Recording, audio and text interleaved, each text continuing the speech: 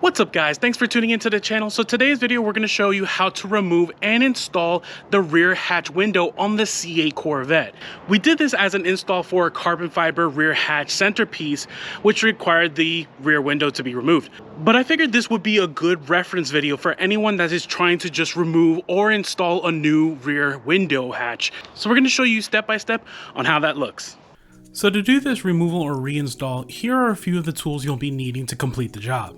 If this is your first time ever doing something like this, the job can take anywhere from 3 to 6 hours, including window cure time, which depends on skill level and tools used. And you can find a link to all the needed tools in the description below. So to start this install, the first thing we're going to need to do is remove the outer rear hatch trim pieces that surround the window and centerpiece that we're trying to replace. This will include the 2 side pieces as well as the deck lid camera. Opening the trunk, there will be 9 T25 Torx screws that will need to be removed. While removing these screws, it's really a good practice to place a large towel or similar over the engine bay. This prevents any screws from falling into the abyss of the engine bay, never to be heard from again. At this point, remove all the screws and set them aside to reinstall later.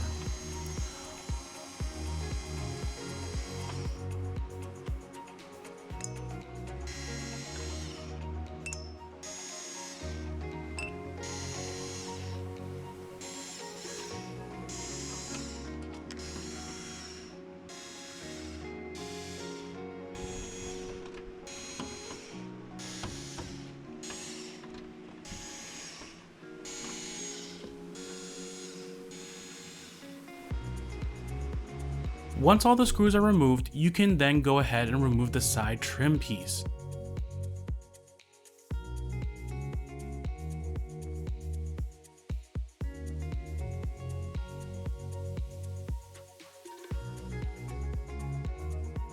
After this, you'll want to unplug the defroster connectors on the rear hatch window.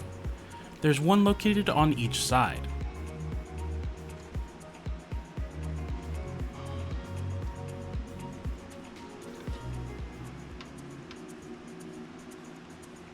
Next thing we can do is remove the deck lid camera. You'll want to use a trim tool to pry the piece up as it's held in place by some plastic rivets. Work on one side and then the other and the piece should pop off.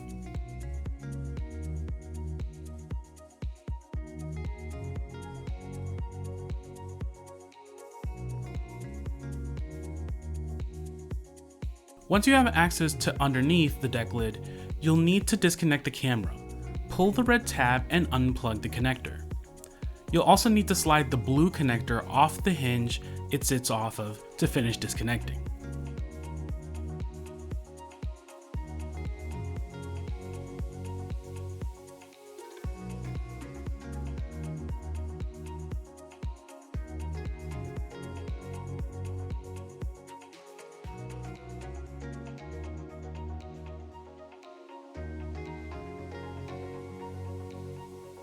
Next, you'll want to apply painter's tape to mark the window for alignment and removal.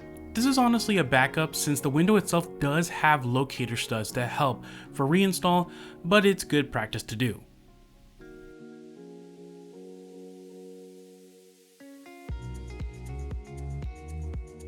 You'll also want to apply painter's tape on the edge and prevent scratching of the paint around while we work.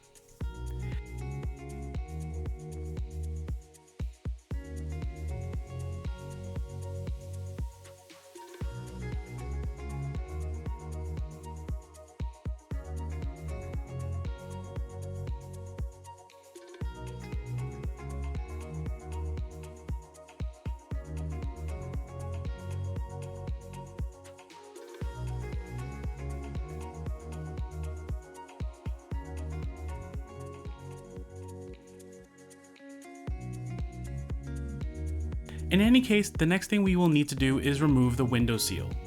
You should be able to pull from an edge and should just come off pretty easily.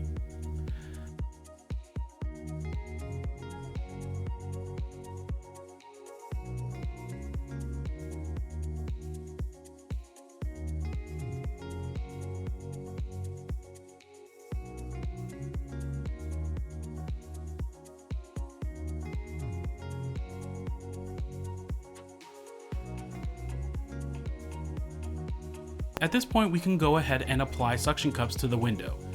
These are going to stay on basically until the window has been reinstalled and has cured back on the car.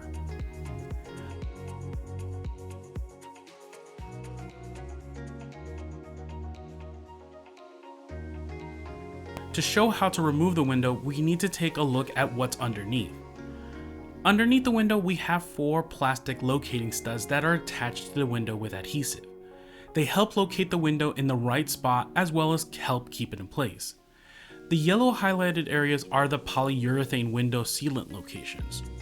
This is what we're going to need to remove in order to take off the window. So to start on the main window removal, there's the main tool we'll be using to cut through the polyurethane holding the window in place. Now the adhesive is pretty hard to cut through, honestly. To make the job way easier, use a heat gun to soften the window weld. Just make sure to keep the heat gun moving and not hitting any single spot for too long. Once you have heated the area, use the tool by inserting the blade along the edge of the window and pulling slowly and smoothly. If the heat gun has done the trick, it should be relatively easy to move the tool through with about a medium amount of force. The point is that when the pulling becomes rather difficult, use the heat gun and work in sections to make it easier.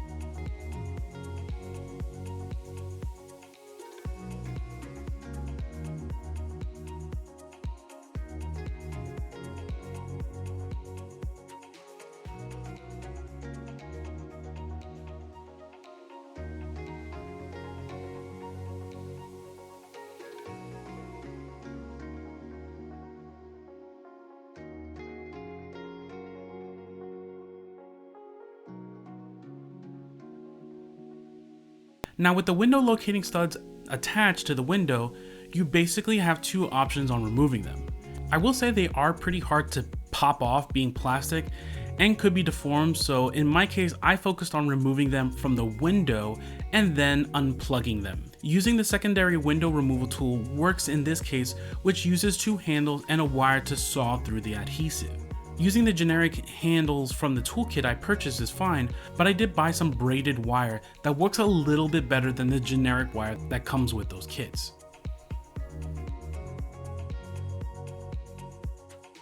In any case, to use the second tool, you'll need to first guide the wire through the adhesive using the plunger tool that's provided. Once it's through, you'll attach the wire to the handle that goes through the hollowed hole and locks into place.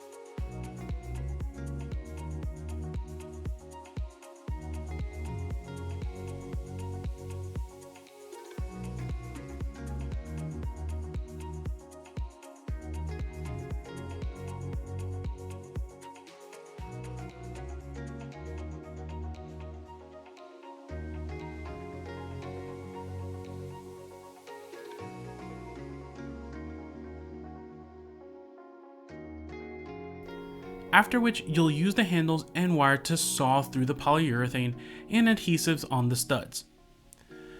The thin wire allows you to get through the studs with relative ease, but just make sure you're going through the adhesive and not the plastic studs themselves. If you're finding it hard to get through, you're going through the plastic and not the adhesive. Reset and try again until you can get all the way through. Depending, you may need to use this method to get through the forward edge corners, as the other tool may not have the reach with the blade to get all the way through.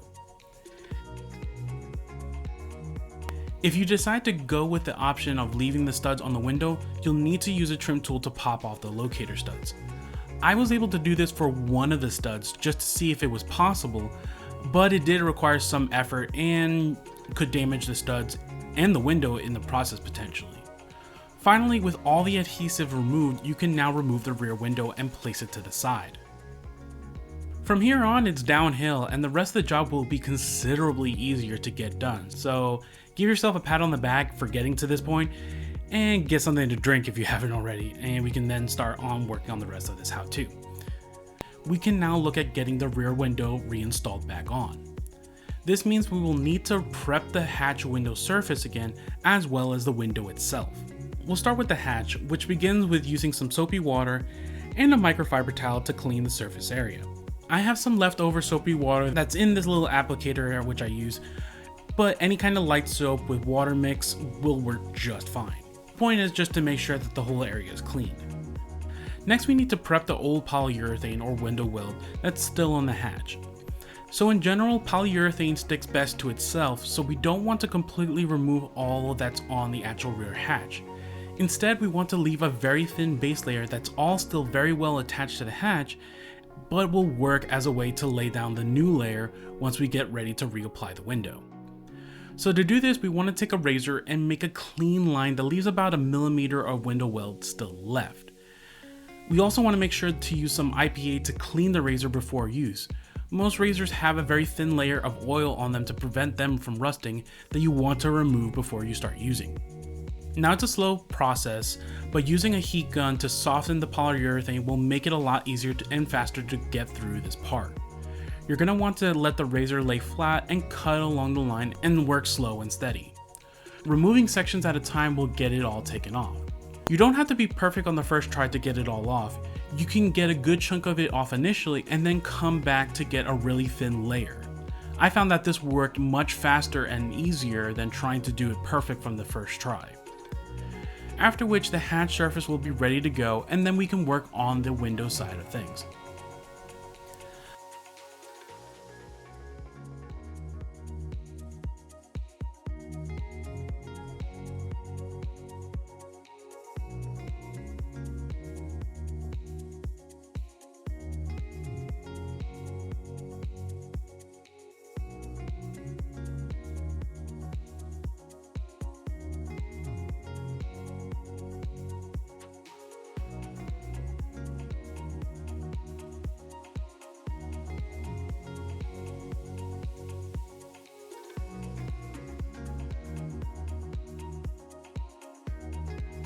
So to prep the window for reinstall, we'll need to clean off all the adhesive and polyurethane that's on the window surface, apply new 3M primer, and then reapply the locating studs and window seal. If you're installing a new hatch window, you can bypass these steps of removing the old polyurethane and go straight to prepping the window with 3M window primer.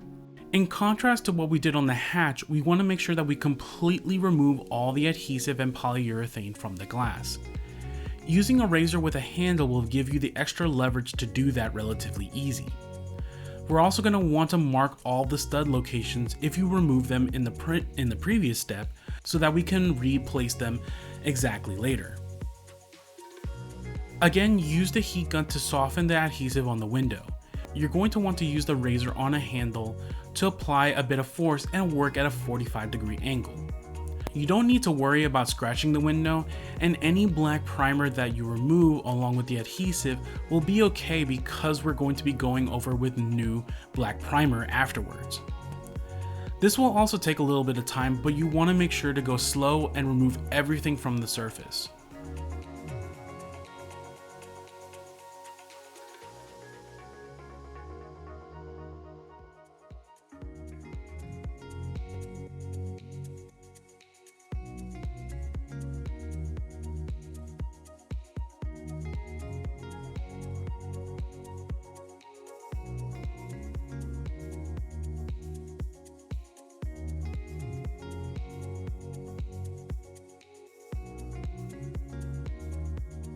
After which you can then use IPA or similar to completely clean the surface of any contaminants, and the surface will be ready to go for the new primer.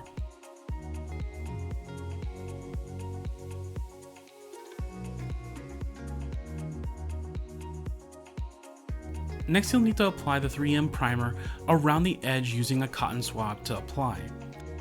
Make sure to shake the bottle for about a good minute or so. There are little metal BBs inside the bottle that should rattle freely when it's completely mixed in. The big thing when applying the primer is to do a continuous even coat as much as possible. I ended up splitting it into 3 sections, the 2 sides and forward section. If you scrape some of the old primer off the window edges, make sure to cover those up as well. Once applied, you'll need to let the primer dry, which takes about 15 minutes.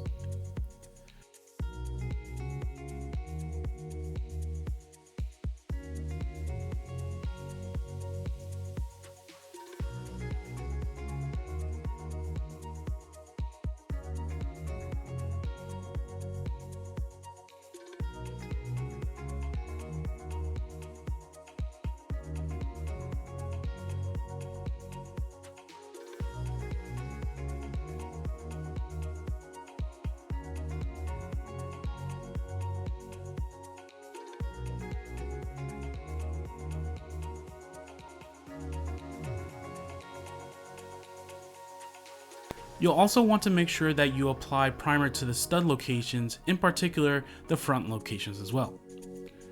Once dry, you can then apply the locator studs back onto the window.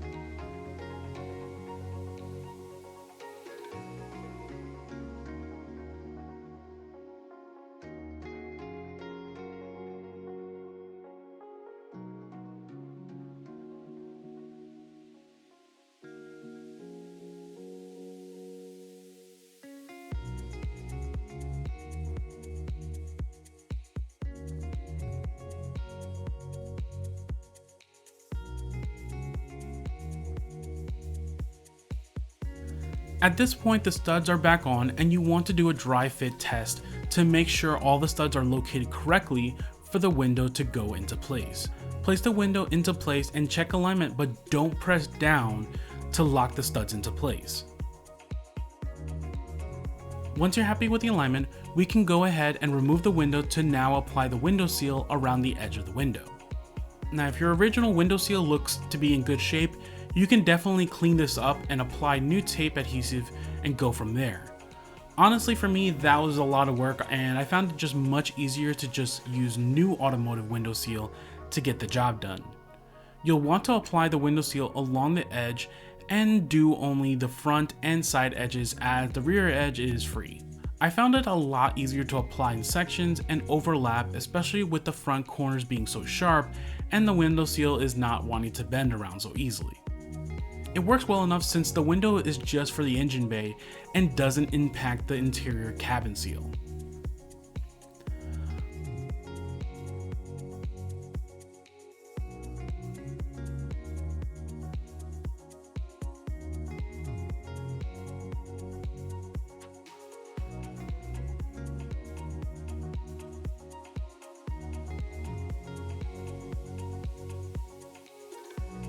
With that being done, the window and hatch are now prepped and ready to install, and we just need to prep the window weld we're going to be using.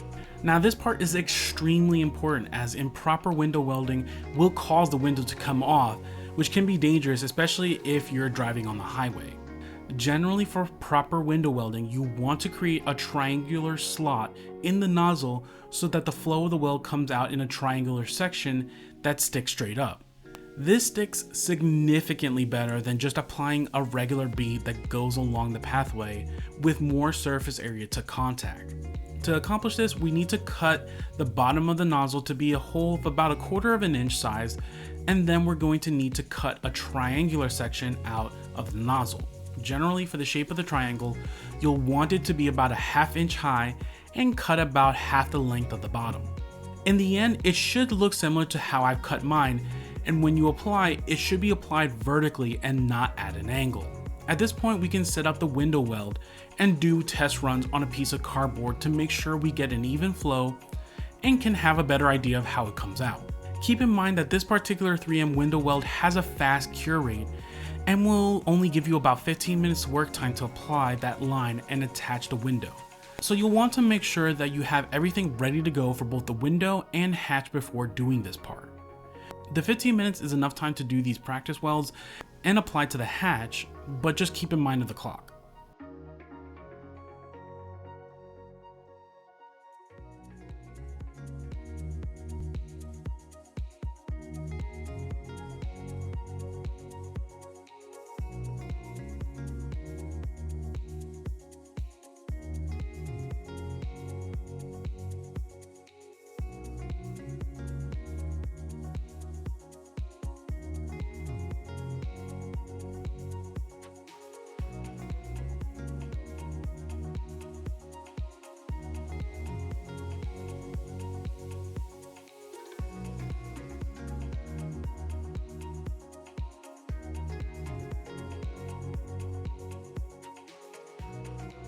When you're ready, apply the weld on the prepped locations.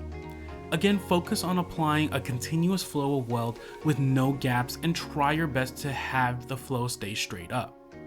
If it seems to be flopping from one side or the other, you may need to increase your flow as you're applying to help keep it up and slow down how fast you're passing through. Going slow and steady is the key.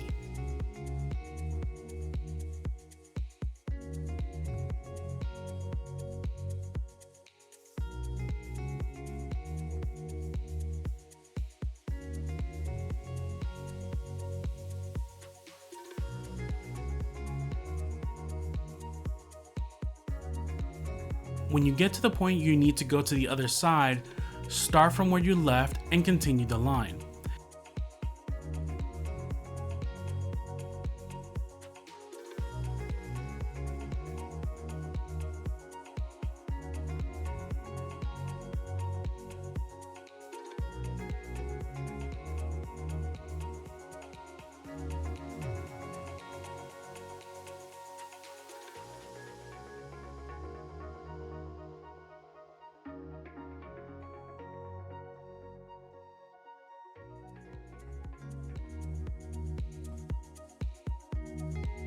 If there's a gap, use some plastic razors to help stick them together.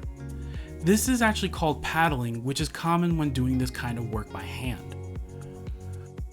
Once the window weld is back on, reinstall the back window and make sure to carefully align the studs to place.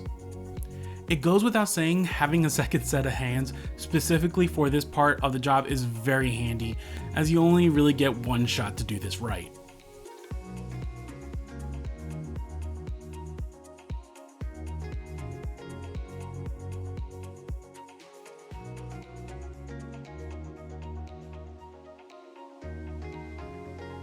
Once aligned, you'll want to push down firmly on both sides to lock the studs and window into place. Give it a good slap to all the weld locations to ensure the weld is captured in all the different spots.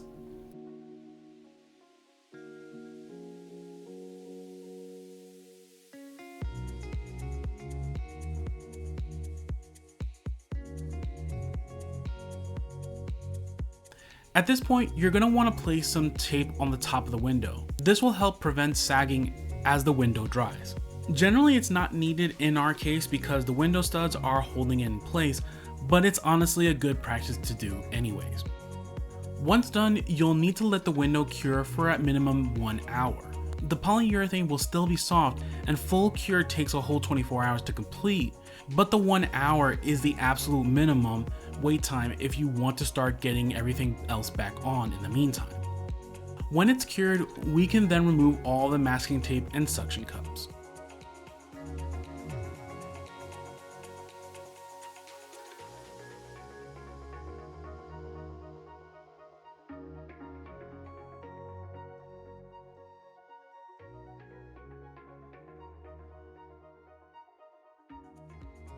After which we can reinstall the deck lid camera in the opposite order. Biggest thing is to make sure that the wiring goes along the insides between all the plastic studs so the wires don't get pinched. You'll want to replug and push the red tab in to secure as well.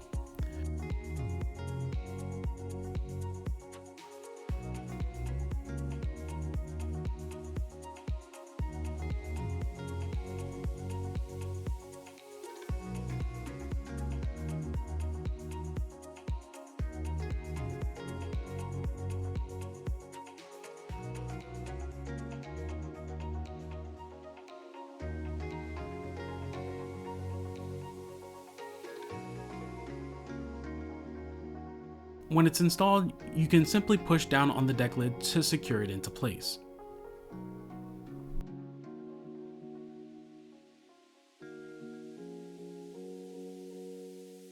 After which, the last thing to do is reinstall the side trim and all the T25 Torx screws, and make sure you don't over tighten these screws, as you can run the risk of damaging the carbon fiber pieces themselves that these screws and nuts are bonded to.